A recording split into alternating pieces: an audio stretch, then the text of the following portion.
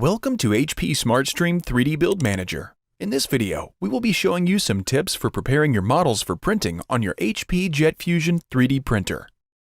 First, click Add Parts, and then navigate to and open the parts you want to modify in the build chamber.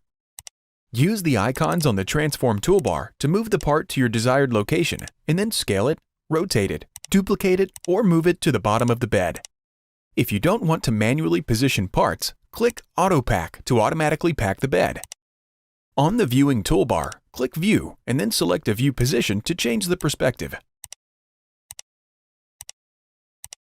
Click the Home View button to return to the original view. Build the cage around a part or set of parts using the caging feature. This feature is useful if you want to keep certain parts together or if you have small parts. Small parts can be hard to hold and clean in a bead blaster, so a cage can make this process easier. To create a cage, first select the part or parts you want to cage, and then click the cage icon. Create a name for the cage and adjust any desired parameters. Keep the bars thin enough so you can easily break them, and then click Create. Another feature of HP SmartStream 3D Build Manager is hollowing, which creates hollow parts. First, select a part to hollow. Choose to make a copy of the part or to hollow the original part. Choose how thick you want the walls of the hollowed part to be and how accurate you want the inside of the hollowed part to be compared to the actual part.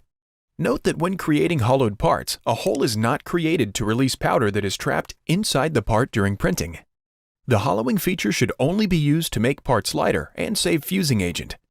Once you have adjusted the parameters, click Apply.